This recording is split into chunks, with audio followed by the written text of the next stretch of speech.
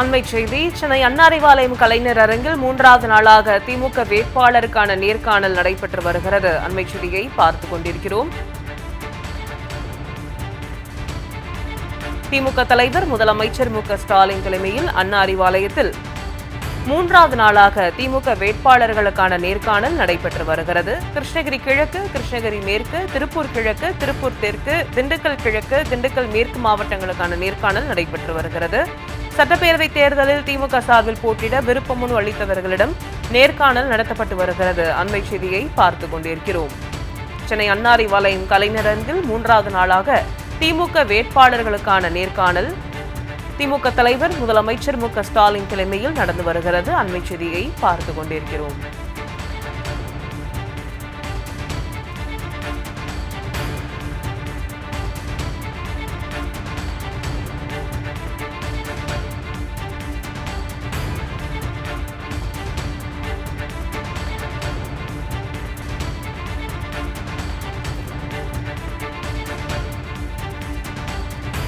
சென்னை அண்ணா அறிவாலயம் கலைஞர் அரங்கில் 3வது நாளாக திமுக வேட்பாளர்களுக்கான நேர்காணல் நடைபெற்று வருகிறது. திமுக தலைவர் முதலமைச்சர் மு.க.ஸ்டாலின் தலைமையில் அண்ணா அறிவாலயத்தில் 3வது நாளாக நேர்காணல் நடத்தப்பட்டு வருகிறது. கிருஷ்ணகிரி கிழக்கு, கிருஷ்ணகிரி மேற்கு, திருப்பூர் கிழக்கு, திருப்பூர் தெற்கு, திண்டுக்கல் கிழக்கு, திண்டுக்கல் மேற்கு மாவட்டங்களுக்கு நேர்காணல் நடத்தப்பட்டு வருகிறது.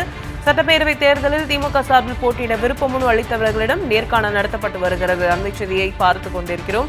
முன்னதாக காலையில் கரூர், நாமக்கல், ஈரோடு, நீலகிரி, திருப்பூர் மாவட்டங்களுக்கு நேர்காணல் நடத்தப்பட்டது குறிப்பிடத்தக்கது. அண்மை செய்தியை பார்த்துக் கொண்டிருக்கிறோம். சென்னை அண்ணா அறிவாலயம் கலைஞர் அரங்கில் 3வது நாளாக திமுக வேட்பாளர்களுக்கான நேர்காணல் திமுக தலைவர் முதலமைச்சர் மு.க.ஸ்டாலின் தலைமையில் நடைபெற்று வருகிறது. அண்மை செய்தியை பார்த்துக் கொண்டிருக்கிறோம்.